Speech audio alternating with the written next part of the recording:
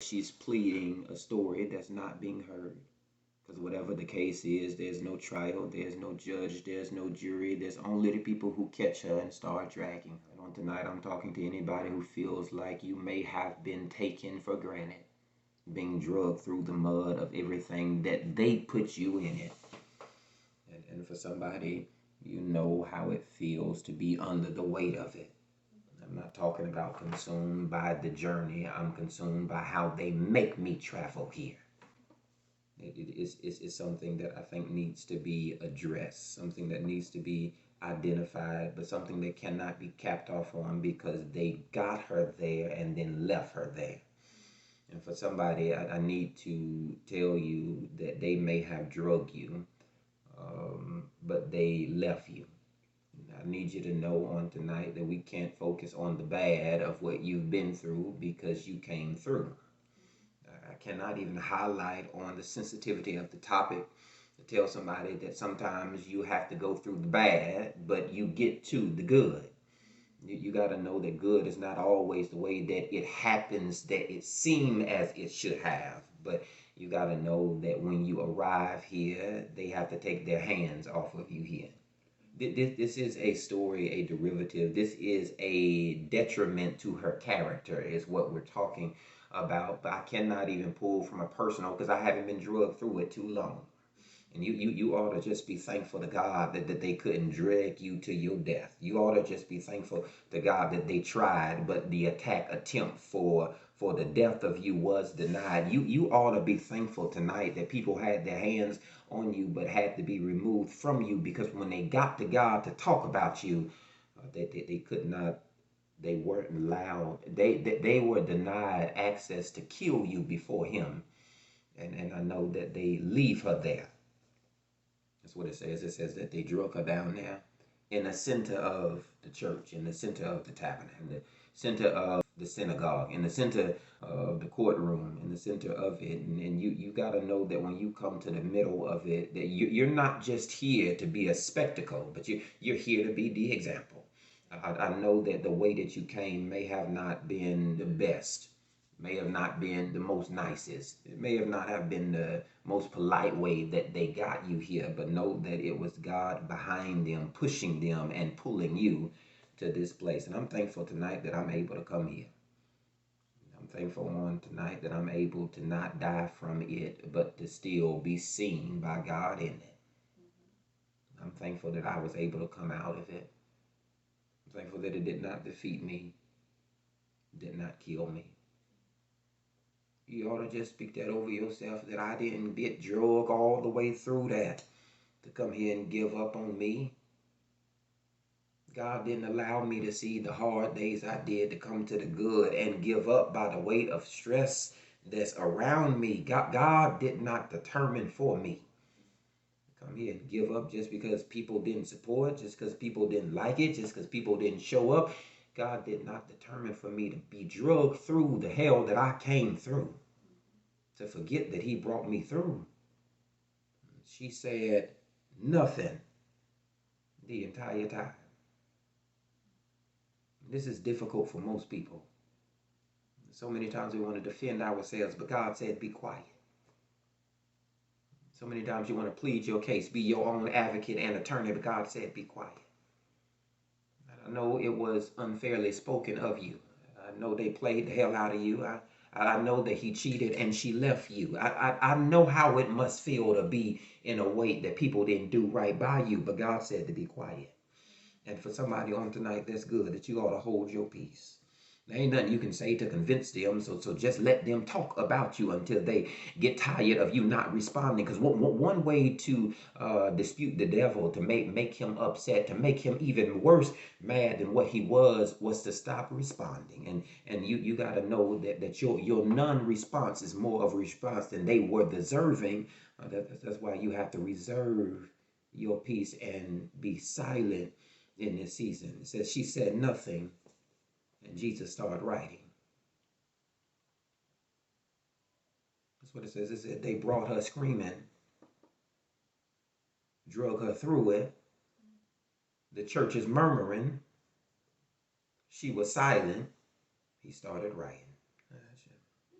You gotta know that because I'm silent don't mean I'm powerless. You should be happy when I'm talking because I'm frustrated. You should be happy when we're arguing because I'm still talking. You should be thankful to God that the season that I went through didn't stop me from talking to you.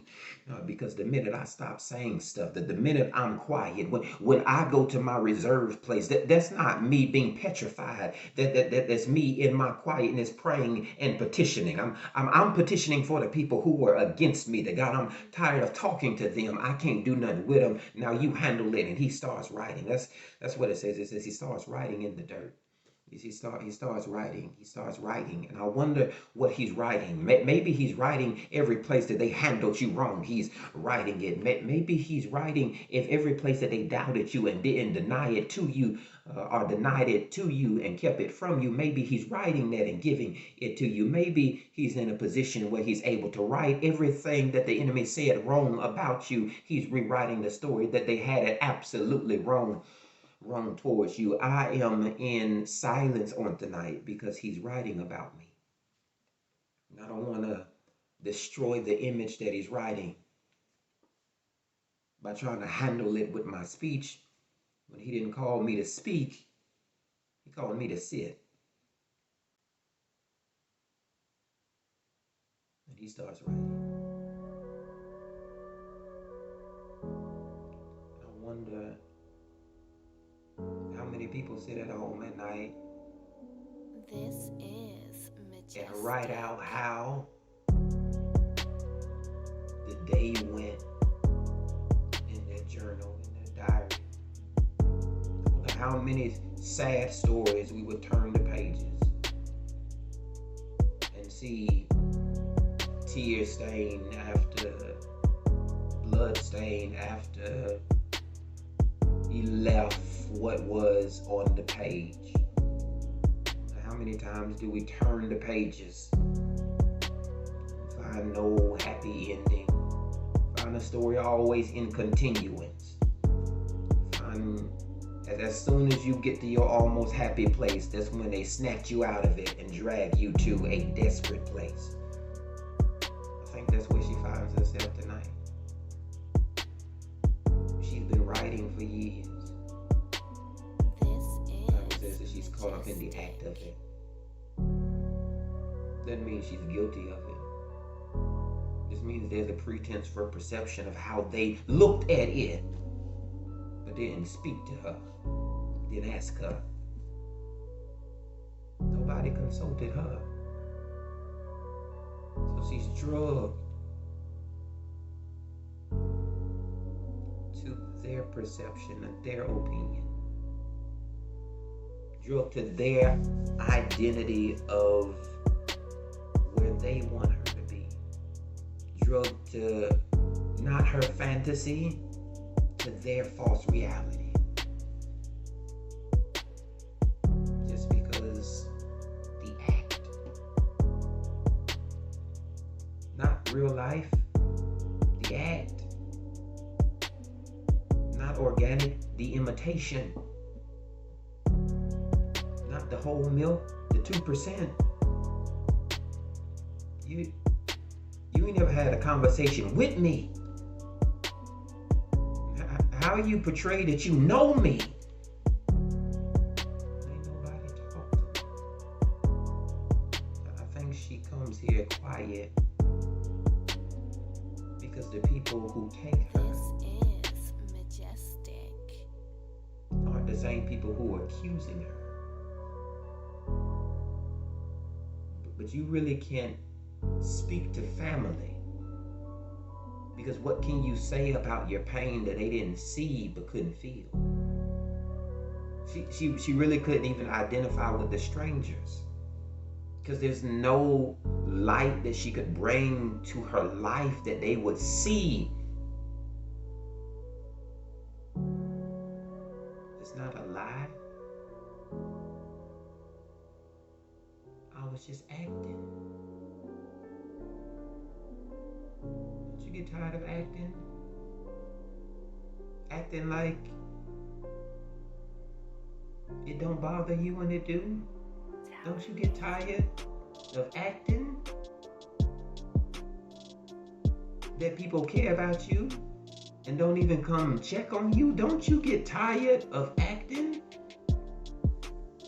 like everything is good and ain't nothing going the way that you think that it should? Don't you get tired of acting like God has been good and I don't feel it? I get tired. A lot of people get tired, and she got tired of acting. And I think whoever she pissed off and made mad didn't like the fact that she stopped acting adulterous. I tried to straighten up, but the people you straighten up on don't like that you getting your life together. So they start spreading lies about you the way you used to about people that y'all didn't like together. Now they turn and change it on you. Those you used to flow with, now you see them for the wolves and the snakes that they really are. When you look back on your pack as not people that you want to be connected to. So when you say that you through, they start dragging you, calling you the snake and the wolf that you used to say was other people. Now you see it a different way. She got tired of acting in adultery. That's what it says. It says she got caught up in it. Sick of it. Caught up in it. Surrendered herself. I'm done with it. Caught up in it, not got away with it. Caught in it. I'm telling the enemy on tonight that you've been caught red-handed. You've been caught trying to manipulate, but it won't go the way that you thought the evidence would substantiate. You got caught red-handed today, devil.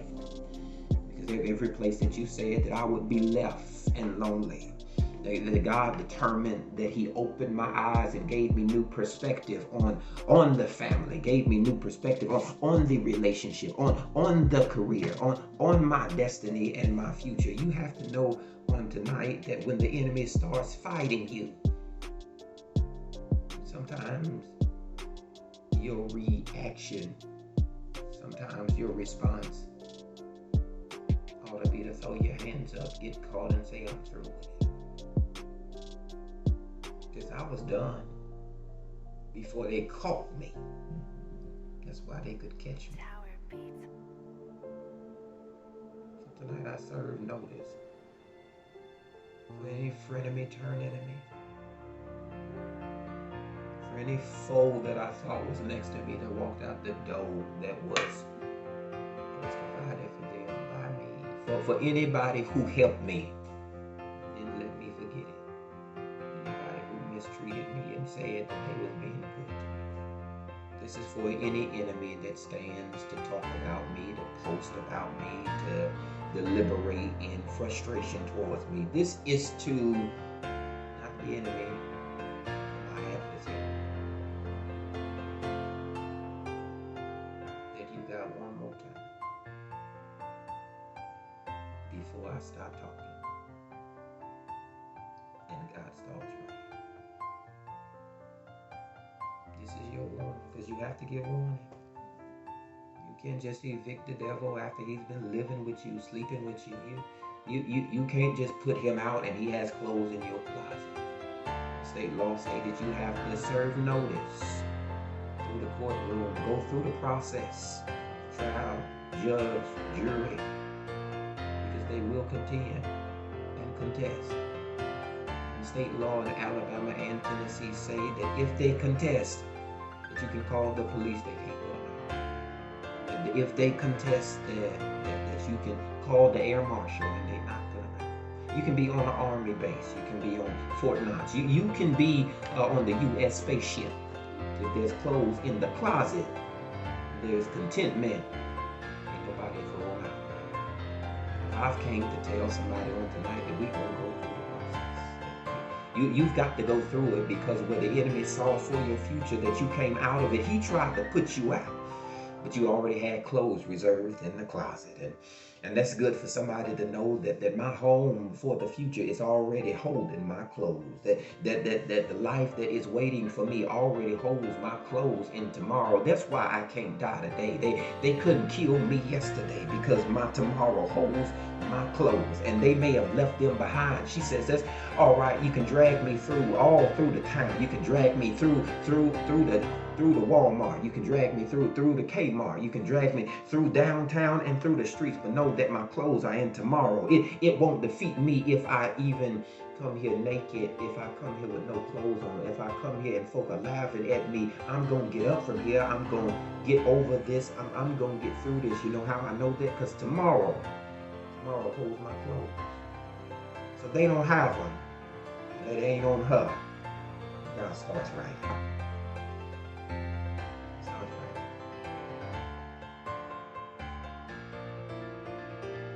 How many times does God have to remind you that it was Him that saved you? He starts writing. How many initiatives and responses? How many emails and phone calls? How many letters come in the mail until you get it that it was God that saved you? How many times do we have to revisit here? You know, it was God that spared us to come here, that we didn't die on the way here. He starts writing.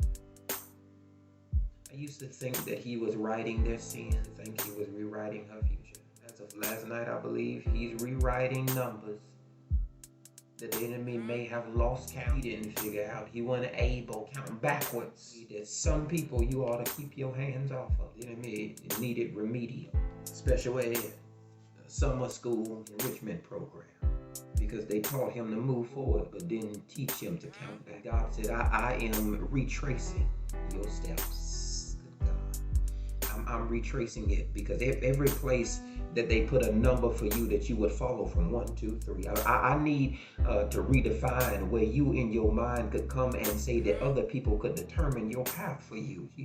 He starts writing, but I don't think he's writing. I think he's renumbering. He's renumbering the times that they played you. He's renumbering it from 3 to 0. He's renumbering the times that doubt would be the determination that killed you. He said he's rewriting it, and they start walking out the door. It's one by one.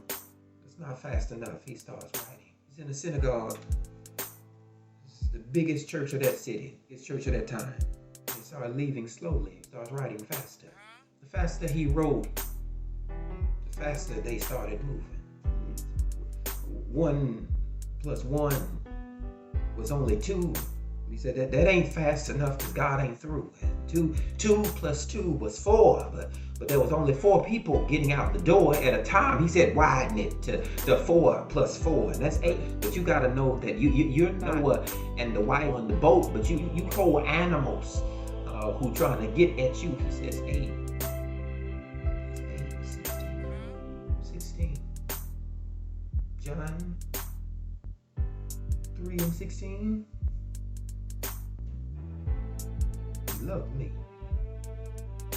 that He got them folk up off me, that God changed the world for me.